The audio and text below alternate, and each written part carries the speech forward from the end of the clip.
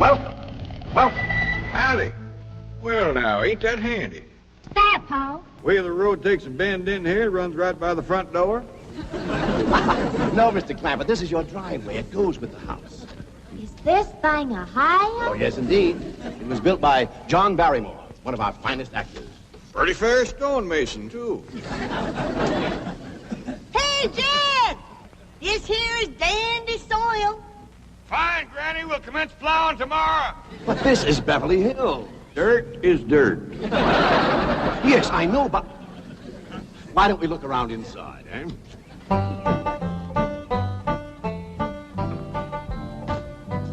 Well, here we are. I hope you're going to like this place I picked out for you. It may be a trifle larger than what you're used to, but I feel a man with $25 million in my bank should live in a manner that... Come in, this is your home.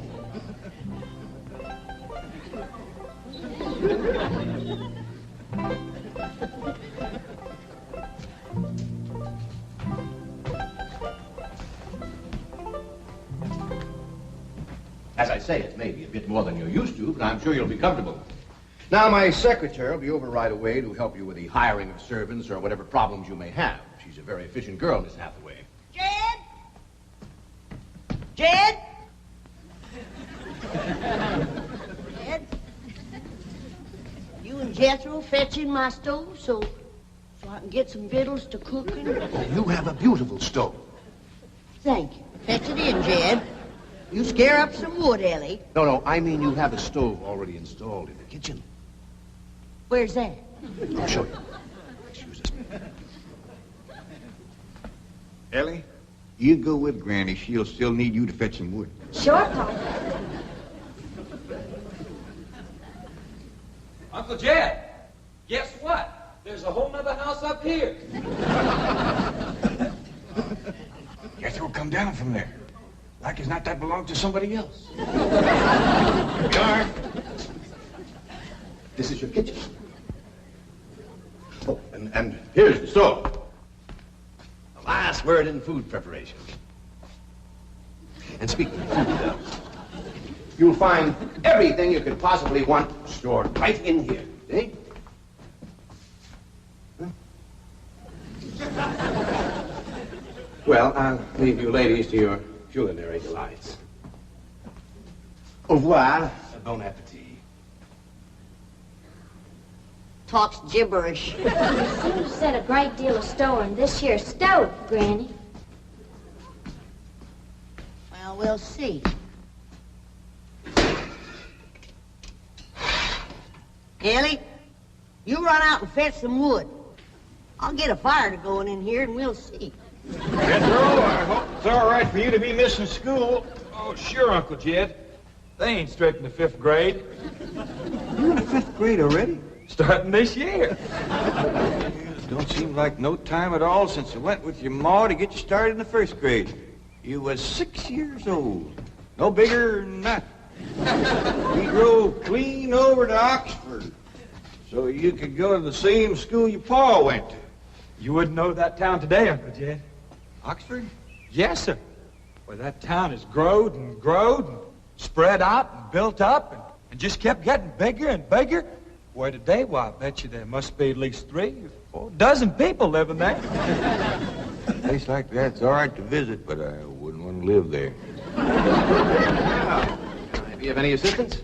No, thank you, Mr. Drysdale. We were just talking about Jethro here getting back to school. Oh, well, we have some excellent educational facilities out here, Mr. Clampett. Where do you go to school, Jethro? Oxford. Oxford. Yeah, you see, Jethro's ma, that's my cousin Pearl. She married an Oxford man, so naturally Jethro, he goes to school there, too. I'm the champion crawdad eater. At Oxford? Jethro put away 3 buckets of crawdads. 4. And he's learned to cipher and everything. Cipher some for Mr. Drysdale. 1 and 1's 2. 2 and 2's 4. 4 and 4's 8.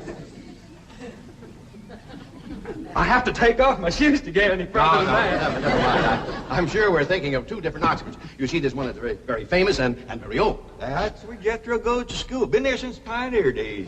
That's how come it got its name. It's where the oxen used to ford the river. So folks took to calling it Oxen Ford, and later on got shortened to Oxford. Yes, I see. Well, I'll be running. Oh, by the way, here are your keys. My secretary should be over very soon. Well, thank you very much, Mr. Drysdale, for everything you've been doing for us. Oh, it's my pleasure, Mr. Clampett. You see, I'm not only your banker, I'm your next-door neighbor. Well, say, now ain't that nice? Well, now, why don't you bring your missus over tonight for supper, and I'll have Granny womp up a mess of grits and hog jowls. Well, you see, right now my wife is in Boston. Well, that's too bad. When'll she be back? Not too soon, fortunately. I'll see you later. Well, thank you, Mr. Drysdale. So long. Uncle Jed, you reckon one of these days I can have me a little bitty old taste of Granny's moonshine? Now, Jethro, you know the family rule about Granny's moonshine? You get your first taste on your wedding day and not before. Well, Uncle Jed, that might be an awful long time. I ain't even got me no sweetheart. How come? Why, back home, every time I get me a girl, one of them there big fellas would take her right away from me. Maybe out here in Beverly Hills. Paul, could I please have the axe? I gotta split some wood for Granny. Fetch it, Jethro. Ain't this place got a wood pile? Not that I can find, but I found a whole row of black old dead tree trunks, pretty near as high as this height. Are they kind of big for you to tackle? Well, shucks, no, Paul. They're only this big around, and all trimmed and topped and strung together with the black rope, so as no matter which one you cut, the others keep it from falling. Somebody had a right smart idea there. Just the same, I think I'd rather have Jethro do the cutting. Oh, Paul, let me. Cutting trees and chopping logs ain't no work for a girl. I'm just as strong as Jethro. You ain't neither. I am so. You ain't neither. I am so, too. You want to wrestle? Darn tootin'. Now, here. That ain't no fair fight. Somebody's gonna get hurt. Now, yeah, you see? You're getting too rough. Jethro. A person can get crippled from a hold like that. Get up from there. I can't, Uncle Jed. You turn him loose and get up from there before I take the strap to the boot. Now, here, you get out there and chop down one of them tree trunks and saw Granny some nice logs. Yes, sir, Uncle Jed. Could have whooped you if you hadn't tripped me. Heavy? Come back here and sit down. I want to talk to you. Whooped him fair and square, and I'll do it again. You won't. That's what I want to talk to you about. Elly Mae, you're getting too big to wrestle with boys. I ain't as big as Jethro. I mean big that way. I mean, growed up. You're a young lady now. You gotta start minding your manners and fixing your stuff up real nice and wearing dresses. Paul, folks would call me a sissy. It ain't sissy for girls to act like girls. You see, Elly, I raised you like a boy, and I was wrong to do it. I reckon every man liked to have a son, and you was my only young'un. And when your ma passed away, I just decided to turn you into a boy. By the time Granny come to help out, you was too wild to tame. By thunder, you could outrun, out-climb, out-fight, and out-shoot every boy in them hills. I still can, Paul. Yeah, but it ain't fitting. It ain't right for folks to go against nature. Now look at old Duke. Reckon we could turn him into a cat? Of course not. That's right. Because nature made him into a dog. Just the same way nature made you into a girl. Here lately, she's getting more and more positive about it. You mean my years is grown? No, nothing like that. You're pretty. Oh, Paul. I know you don't like it when I say that, but you like it when the young fellas around here come in saying it, and they will. Only they'll probably be using words, fancy words I won't even understand. But Elly Mae, ain't nobody can ever tell you how pretty you really are, Symphony. You're the living picture of your mom.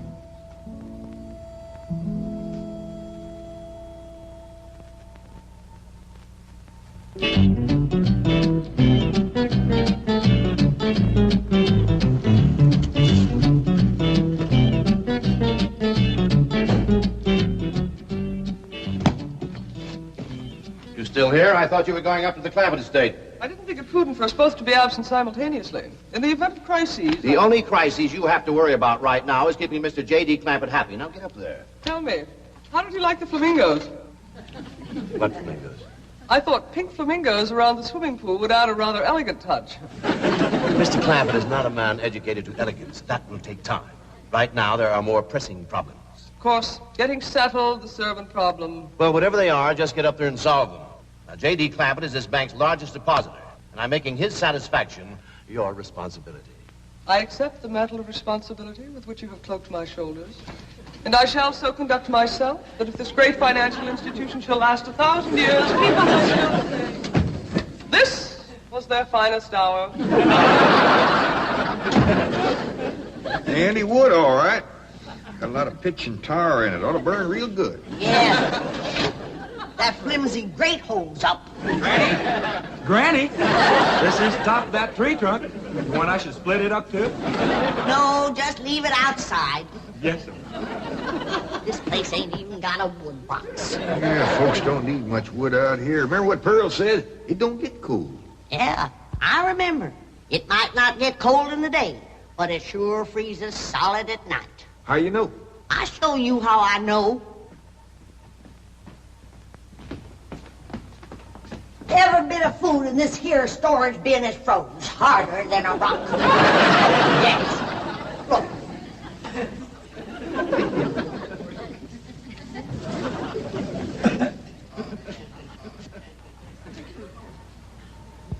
Mighty thin-skinned hog.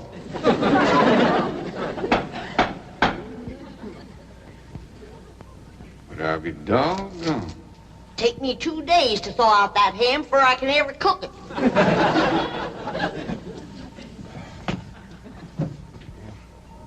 People ought to know better than store food up against the north wall. Why, we'll dig us a root cellar and we put all this stuff in it. Jethro, go on out there and catch us a chicken. Okay, Uncle Jed. How you know we got chickens? Place this size is bound to have chickens. Ain't all frozen.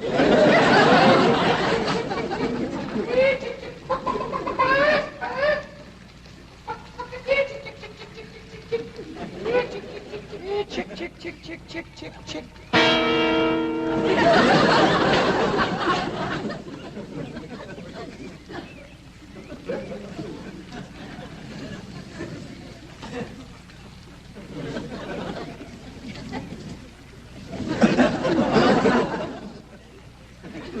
I eat a chicken. Here's that bucket. You want it? You take it, Ellie. See if you can find a creek. I gotta have some water. You know a pump on this place? It ain't even got a well. Uncle Jed, Uncle Jed. Yeah, boy. Did you find a chicken? I found something. I ain't sure if it's a chicken, a goose, a duck, or what. Where is it? I couldn't catch it. That thing can outrun a jackrabbit. There ain't no goose or duck. Must be a chicken. If it is, I was right about things growing bigger out here. That thing was this high. A chicken? Ah, Jethro. Honest, it's got legs this long. Gibby's on the drumstick. Drumstick ain't much. Whoever gets that neck is eating from now on. Commences here and runs plumb up to here. Jethro, you ain't forgot what I said about Granny's jug of liquor. I ain't been at Granny's jug. You have your in for it. Honest, cross my heart. Where'd you see this chicken? Down by the cement pond. Cement pond. Uncle Jed, that pond is the fanciest thing you ever did see. Why, they are steps. So's the cattle can walk right down into it and get a drink. And up at one end, there's a lady standing there made out of rock. And she's a pouring water out of a jar right into that cement pond. Oh. Well, that's how come that big old pink chicken to get away from me. Flew right over the top of that there rock lady, landed in that pond, and swam like an otter. Just flapping them big old pink wings and hollered. What color did you say that chicken was? It's pink. Ain't I told you that stuff would stunt your growth? Miss Granny, I didn't touch a drop. You and me is going to the woodshed. Now, Jethro, you swear to be telling the truth? So help me, Jefferson Davis. You take your hat off when you speak of the president. Granny, he ain't president no more. I'll have no Yankee talk in my kitchen. Now, Jethro, you and me is going back out there and corner that chicken. Granny, you get your fire to going. Ellie Mae, you sweep up out front and keep your eyes open for that Miss Hathaway. I'm counting on her to take you in hand and get you in the right kind of clothes. Come on. Hey, chicken.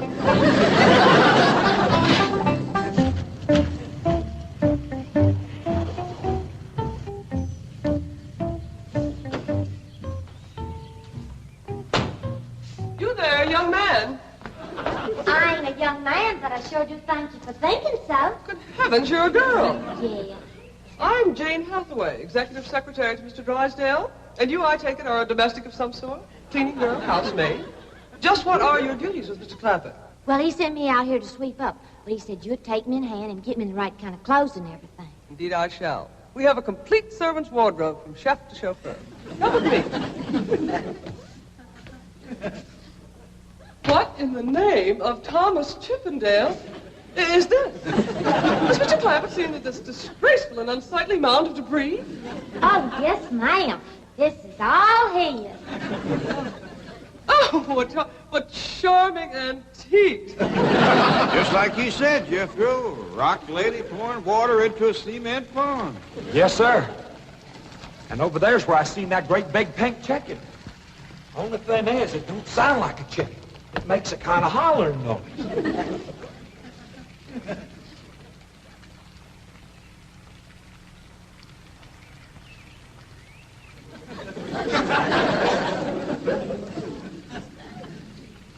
Reckon you'd make a hollering noise, too, if you was to lay an egg like that. Man, oh, man. That's what I call an egg. And you won't have to worry about food now. Wait till she cooks this.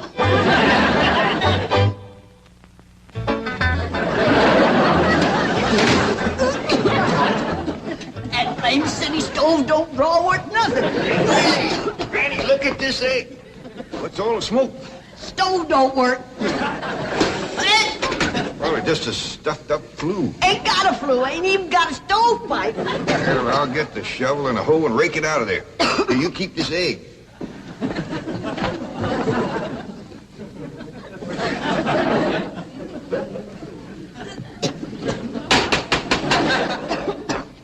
Just like everything else out here. Froze solid.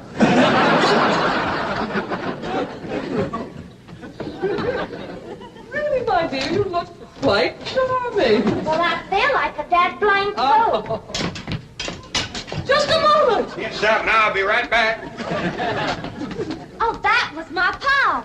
I take it he's a gardener. Oh, yes, ma'am. Pa just can't wait to commence gardening. Apparently. However, as though I admire his enthusiasm, I must forbid him access through the main entrance. Now, tell me about the rest of the staff. Is there a chauffeur? A what?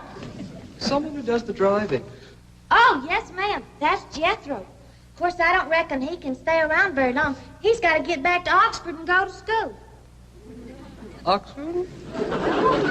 He attends Oxford University? Well, he just calls it school. Pa went to school there, too. Oh, yes. Old school time. Great pride, those Oxford men. Sorry I couldn't stop before. Granny was having trouble in the kitchen. Pa, do I have to wear this here stuff that Miss Hathaway... No, there can be no appeal from Mr. Clampett's orders. Thank you, ma'am. Glad to see you taking a firm hand. Elly Mae, that's right pretty. Makes you look taller. She's got me walking on pegs. We'll run in and show Granny. And get rid of those old clothes, dear. Granny, I presume, is the cook. Yes, ma'am, but she ain't too happy about it right now. I shall deal with her directly. Now, let's see. Maid, gardener, cook, chauffeur. Oh, I understand Jethro is an Oxford man. You bet he is. I'm quite anxious to meet him. Don't blame you. Fine-looking young feller. Single, too. And he's on the lookout for a girl. I am only interested in the intellectual rapport which I would naturally have with an Oxford man. I presume you went to Eton as a boy. If I know Jethro, he went to Eton the minute he was born. Yes, of course. I suppose his father matriculated him. I kind of think maybe it was his ma. Oh, well, no matter. At any rate, he's an eating man. That he is. Matter of fact, Jethro won the eating championship. Oh, marvelous. What was he champion of? Eating. Yes, I know. But what was it? Cricket? Oh, no, it was crawdad. I don't think even Jethro would eat crickets. I was referring to the game. Jed, where's the axe? I bet you, Granny, you talk to Miss Hathaway. And just why does Cook need an axe? I've hit this with everything I could lay a hand to. I even whomped it with an iron skillet. You are supposed to hit it with a croquet mallet. All right, where is it? I don't think I'll tell you. There is a time for work and a time for play. Now then, what are we cooking for Mr. Clampett? Well, I don't know what you're cooking him, but if he wants any victuals from me, somebody better shoot a possum. Possum? You got a better idea? But of course, a nice big fluffy souffle. All right. You shoot it and you skin it. You don't even know what a souffle is.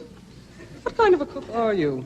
I'm a cook with a stove that don't draw, food that's froze solid, chickens that can't be caught, eggs that can't be broke, and a smart alecky city woman telling me my business. That's what kind of a cook I am. Mind your tongue, little woman. I can have your job. You sure can, and the sooner the better. Jethro's coming, and just wait till you see what he's got. Thank heaven. Now I can have an intelligent conversation. Look, Granny, I caught that big chicken. I hope it ain't as tough as its egg. That is a flamingo. Oh, no, ma'am. That's my nephew, Jethro. Jethro, say hello to Miss Hathaway. I didn't mind him. That's the ding dangest chicken you ever did see. You go to school at Oxford? Yes, ma'am. I'm in the 5th grade. Stop dragging and wring that chicken's neck. Elly, babe! No, stop, you barbarians. Don't harm one feather of that beautiful bird. I've taken just about as much as I'm going to take from you. Yeah, Granny. Elly, you get the fire going under the big kettle outdoors. Young lady, where is your maid's uniform? I ain't going away. Oh, yes, you are. No, I ain't. Oh, yes, you are, if I must subdue you forcefully. I wouldn't try Hang that. on me, let go! Let go! I tried to tell you. Let me go. You trust me. I'll set on her, Elly. You get the fire to go. Now, here, Granny. Come on, let her up. Get off of her. You are discharged! All of you! Sacked! Fired! You are the most incompetent, insubordinate, belligerent group of domestics it has ever been my misfortune. Hathaway! Ah, Chief, you're just in time to help me take disciplinary action. You're fired. I've already told them. Not them, you. These people are the Clampetts. Clampett? Yes, that's right. Now go back to the office and pick up your severance pay. You are through. Now, Mr. Drysdale, hold on a spell. I reckon there's been a kind of a misunderstanding. But this little lady's been a right big help to us. Why, she fit in just like one of the family. Matter of fact, her and me is going out hunting. Ain't that right, Miss Hathaway? Yes, indeed. Yeah. Jethro, you can take that pink chicken back out to the cement pond. We're going out and shoot us a nice, big, fluffy souffle.